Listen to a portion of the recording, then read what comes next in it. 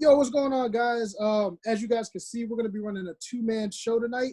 We're going to do something a little different. Today, we're going to be talking about some wrestling news that we've been looking up for the week. So, no review right now. We may have another two-man squad for SmackDown. It depends. I will be occupied for the weekend, so I won't be around. But let's get straight to it, guys. You know who I am. My name is Nikazoid. I go by Arrow. This is your boy, G Fizzle. Finally, good AEW fan. We'll see how that goes. So, wrestling news, guys. There's been a lot going on. We're going to have a couple topics. So, we're going to talk about Sasha Banks and Bayley, whether or not you guys think that they're being overused on Raw and SmackDown. I'm not going to count AEW. I'm not going to count NXT just because they're there, super sporadically. We're going to talk about the whole Adam Cole and Pat McAfee situation that just happened that we saw on Twitter yesterday. We're going to talk about SummerSlam, Sammy Guevara being back in AEW, and Keith Lee relinquishing the North American Championship. And I'm pretty sure, Fizz, you had one too. What was it? We're definitely going to talk about the Tessa Blanchard returning the belt back to Impact. It was kind of cool. So I have no idea where we're going to actually start this, but we're going to start with Sasha Banks and Bayley. A lot of times WWE has especially right now because certain superstars aren't around due to the whole COVID situation. There's a lot of times where WWE is known to push a certain group of people to where we as fans get tired of seeing them on a daily basis. Excuse me. And right now, not that I'm tired of seeing them, but right now it's the SmackDown Women's Champion and one half of the Tag Team Champions in Bayley. And then you have the the other half of the Tag Team Champions and Sasha Banks. I'm not going to give her the Raw one because the match hasn't happened. So you got both champions. They're there every week because of the Tag Team Championships. I do think sometimes a little too much of a good thing can definitely start to sour the mouths of wrestling fans, especially because how wrestling fans, they get tired of people real quick. If you push them enough, they'll get tired of them real quick. I happen to like what they're doing with Sasha and Bayley, especially because they're shining in the moment. They're not coming short. They're doing really good at what they're doing. But we want to know how you guys feel. So when this video is over and you guys are in the comment sections, let us know what you think. We know it's building up towards the inevitable match between Sasha and Bayley, so I give them credit for definitely long-term booking. But sometimes I can definitely understand where people might think that this is a little too much and it's taken away from other superstars that don't have anything going on right now. Yeah, I know for myself, I think they're kind of overusing them. I do like how they're giving them the ability to be themselves. Right. Like, for example, we don't see a consistency, and that's actually a good thing. We see dramatic change. For example, for Bayley, one episode she's serious, another episode she's joking and playing around. In another episode she's trying to be the front runner of the show. So given the character development and building is not the same. I'm coming in and I'm the champion. I'm coming in, I'm the champion. There's a constant shift and change of the character to build it up. But for Sasha Banks, to be real with it, I feel like Sasha Banks, she hasn't really had the same ability as Bayley. I'm looking at Bayley. Sasha Banks, I'd be like, okay, saying that you're badass, you're going to be the boss.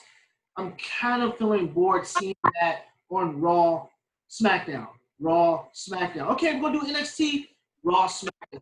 So you have to give her that development where she's not going to be as boring as Bayley is totally destroying the whole aspect of, hey, I can multi-shift and change. So keep it up, Bayley. Yeah, it kind of feels like Sasha Banks is, let me get in the camera here. It kind of seems like Sasha Banks is secondary to this when it should be equal. So we'll see how it plays out. But we just want to know in the comments, guys, do you guys feel like they're overusing them? Like, I know they're trying to also get the women a lot of screen time because there's been a complaint with fans about WWE where AEW and Impact do not suffer. Their women's rosters aren't as stacked, but the women definitely get time to shine in those promotions. So WWE, they are handling this well, but there's other women who need their chance to get into the title pictures of the main events. And real quick, one name that comes to mind is Naomi. She was trending on Twitter due to the fact that she's been relegated to karaoke. She's too good of a superstar to be doing that. So hopefully WWE sees the overwhelming support that Naomi gets. And she's put in there because she's too good to just do a karaoke thing. She's way too good for that. Second off, we're gonna get down to SummerSlam. This is a real quick one, but we all kind of knew it was happening, but it's official. As of yesterday, WWE on their Twitter page announced that SummerSlam is not being held in the TD Garden. This was inevitable with once again with COVID. Even when arenas start getting people back, they're not gonna go back to 100% capacity. They probably won't even go back to 50%. They're probably going to do anywhere from 20 to 30% starting off just to be on the safe side. So SummerSlam will be held at the Performance Center, just like the last couple of pay-per-views have been held. What are your thoughts on that, Fizz? I mean, if they change it, they don't change it. My whole thing is like just keep the script the way that it is. Don't shift it. If you shift it, I just think it's a bad idea. Overheard like there's a few shifts that they did the last minute. Like for example, the Kyrie Sane thing, they kind of quickly shift that. Right. Over notice. There was another thing they just did recently too. They just quickly shifted. The Shayna Baszler thing. Right. Said that they had to shift that because it's supposed to be Natalya. They actually pushed it right off, saying, but yeah, so just stop with the last minute changes. Vince McMahon, I know you're trying to do that to try to, come with your own plan, but dude, keep the plan. I understand that now you're shifting. It's no longer in Boston, but seriously, somehow keep it right. Yeah. Fizz, if you want to talk about the Tessa Blanchard thing, I do have somebody at the front door, so if you can handle this next one, I will be right back, guys. Fizz, take it away with Tessa Blanchard. Sure. So this is what's happening in the Impact news. Tessa Blanchard. Now, supposedly she was, I'll use the correct term, fired from Impact due to her inability to be able to go back from, my understanding, from Mexico all the way back to the U.S. States to be able to present herself well as the Impact champion. Due to her inability to attend as the Impact champion, the first woman Impact champion, she basically was fired. I'm not gonna say laid off, fired from Impact, and she had the belt. Supposedly, there's a rumor stated that she only way she was going to return the belt back to Impact was to ask Impact to give her $100,000. Supposedly $150,000. Due to the image for her character, she's now a free agent. She said that she did not ask for that. Suppose she just got the address back and happily want to give the belt back. But the rumor is just weird that all of a sudden now Impact supposedly said the $100,000, making her image look bad, and now they give her an address to return it back. Like, that doesn't make any sense to me. So just to be real, if you want to put it in the comments and express to us, do you believe that Tessa Blanchard didn't say it versus did say it? Definitely let us know your input. I mean, my honest opinion, I think she said it, now she's covering up saying, no, I didn't say it. Because who in the world would say somebody, I'll give you the belt back if you give me $100,000. It doesn't make any sense. So just on a real note, Tessa Blanchard, no. In another news that I remember correctly, let me make sure I'm saying this correctly. we can talk about the Sammy Guevara, him returning back to AEW because I'm an AEW fan. So supposedly, he was exactly, and I'm gonna use the term rehabilitation. I'm not gonna say rehab, because of his statement that he said it was 2014, I believe, or 2016, where he said to Sasha Banks, you know, uh, dang, like she's that cute. I'm not gonna say exactly what he said, for the culture cancer, you guys. But he said that she's beautiful, she's fine. Like I would talk to her too in his reference, and that's what he actually meant. So I'm gonna take full credibility for what he meant. And guys, we did not think that he said it in a nasty, negative format way. Sasha Banks even accepted his apology because he apologized. I'm sorry for the way that I said it. Please forgive me. She accepted it. So he was away from AEW for exactly a month. Supposedly it was June 22nd. Now he's back July 22nd. He was on the show to support AEW, and basically, I'm just going to call it. I'm happy to see Sammy Guevara back. Like, I'm really happy to see him back. Yeah. His ability to be a comedian, joke around, play around, but then also for him to be the Spanish god, he deserved to come back. So I'm excited to see him back.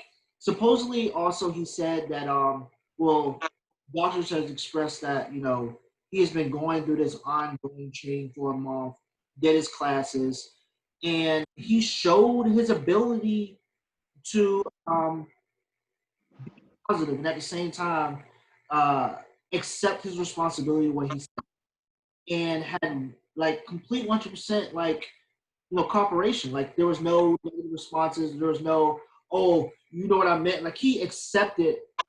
Yeah. So kudos, good job, man.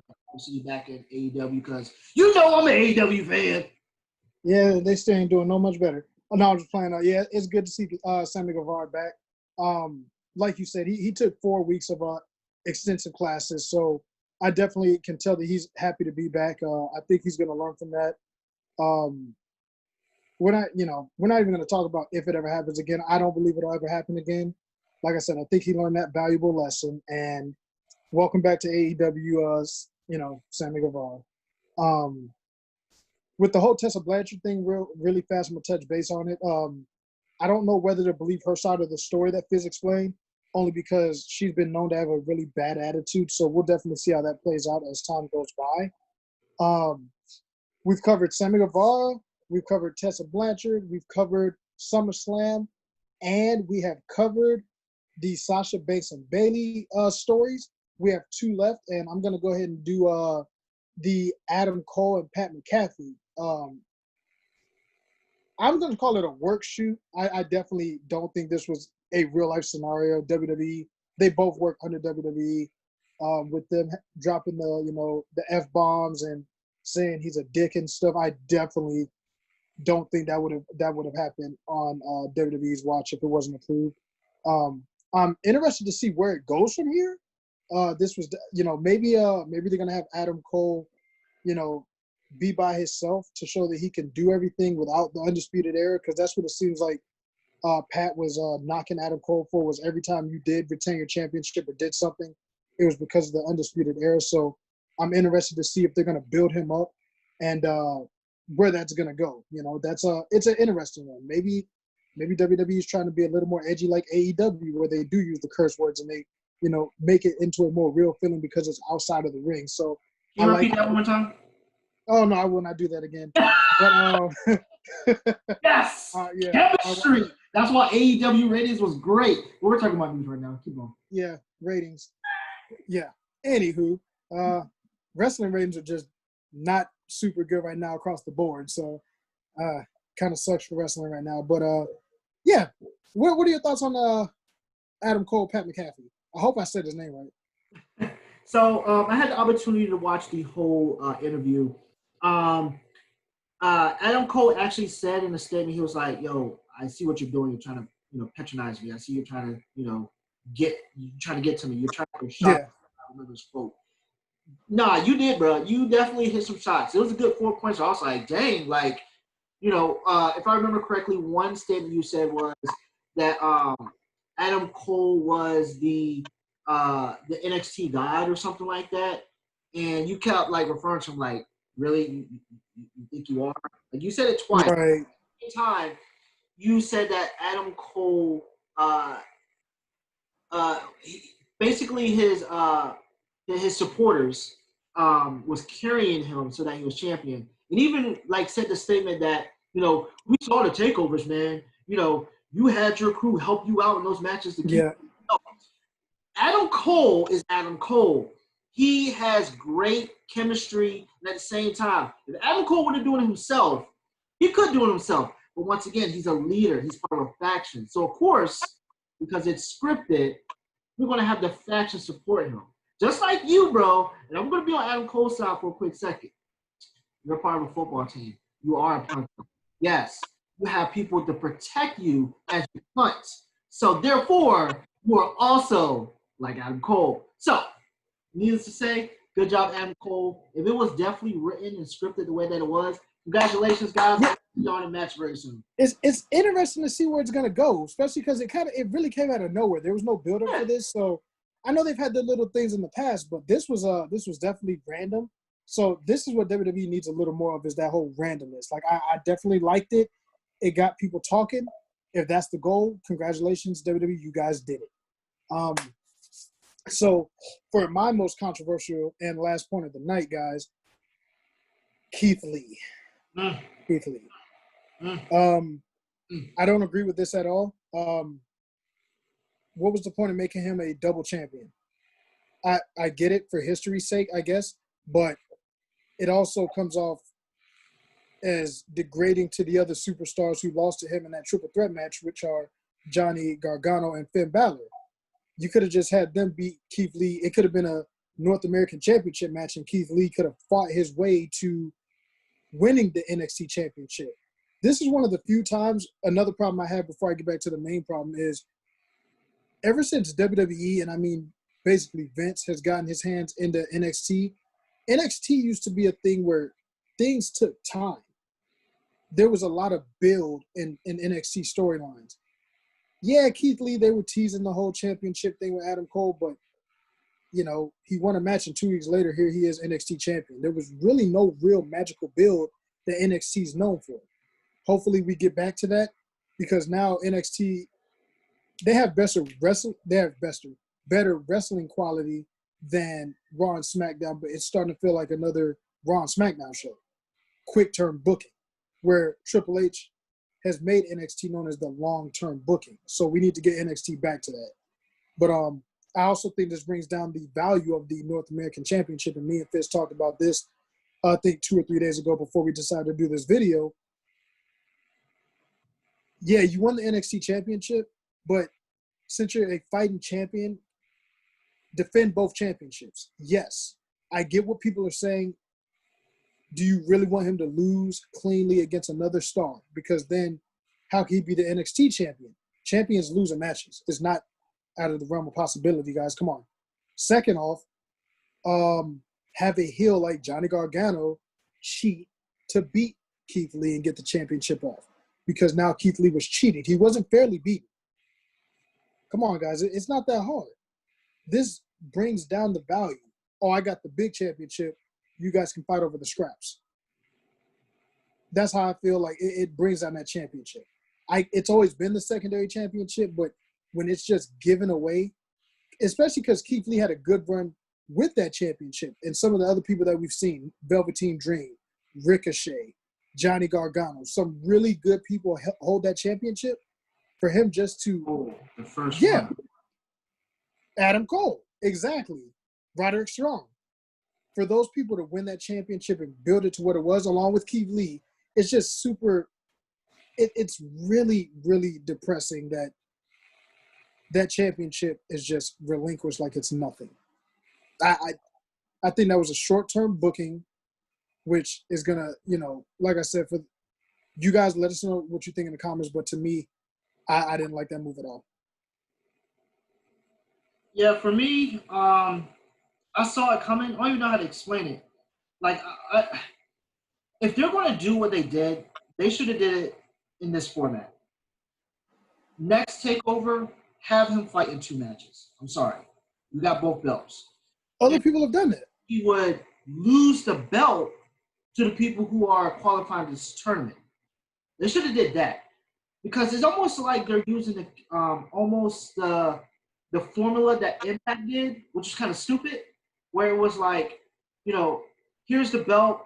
When I get this belt, which I'm not going to classify the belt, when you get this belt, then I can turn it in for a championship match kind of type thing. Oh, how they use the X Division Championship, right. They didn't do that, but they kind of did that. Right. Just like Arrow said, you now make the belt have less value. Because it's kind of like you're saying, okay, here's NXT champion. Here is the North American champion. Right. Putting them as both champions. Just like UFC. You have different weight divisions. Weight classes. Mm-hmm. They all own up to champions. They're there. So it's almost like you're doing that just like you're doing right now with the tag belts. They're making secondary belts. They're not even belts. Who cares about them right now? So you're almost giving that type of brand to that belt. So I hope that you somehow, in some way, you give the belt more priority and give it more power when you have this takeover match and classify that. Because if you don't, people's not going to care about the North American belt. No, not at all. No. But yeah, guys, that's really all the news we got for you this week. We're gonna try to do this at least once a week, where we, compile some stuff for you guys, and then we give it to you. Hopefully, we'll have our third member. He wasn't able to make it this time. You guys love to hate him, Obi Tynes. Hopefully, he's on the next one. We will be doing a Raw review for sure. You don't know. Yeah, he's not here to argue that AEW's trash. I don't know if we'll do a ratings war. I really don't. I don't care about the ratings. I care about wrestling. I know a lot of bigger channels do the ratings thing. I don't know if we'll really dive into that one, but you guys, as always, in the comments, you guys let us know what you guys think of all the news that we give you guys, and we'll have another one of these for you next week. We'll probably do them Fridays. We'll try to stick to Fridays for them right before SmackDowns, or maybe we'll do them on like a Thursday or something like that. That way, we're not having to do multiple videos all at one time, because then we still have to watch SmackDown and stuff. So we'll figure that out. But we hope you guys enjoyed the first of many newscast videos that we're going to be bringing you guys. So I'm signing out. This is Arrow here. Well, let me just back it up, though. Oh, what you got? Also, if y'all have any news that you want us, in our opinion, definitely go ahead and put that in the comments, guys, because yeah, great idea, absolutely. Days, guys. And we also want to hear y'all. So again, just like he said earlier, go ahead and throw your own opinions about these. Yep. Add it up with us if you want to, guys. We do respond. So we sure do. Want to hear y'all, guys. Yep, absolutely. With that said, guys, we got everything we need to get out the way. Bring back the prestigeness to the North American Championship. This is not a hot potato title. I am Nikazoid, a.k.a. Arrow. I'm heading out. And this is your boy, Jay Fizzle. You know who it is. Make sure y'all like, subscribe on this page. And at the same time, check us out on that gaming as well, guys. We up there on YouTube. We'll leave our YouTube. Fizz does YouTube. I do Twitch. We'll leave those in the description. You guys make sure to catch us. I'll be resuming my streams Sunday. So Fizz will probably be doing YouTube before that, but you'll catch me Sunday. For sure. Hey, take it easy, guys. Yeah.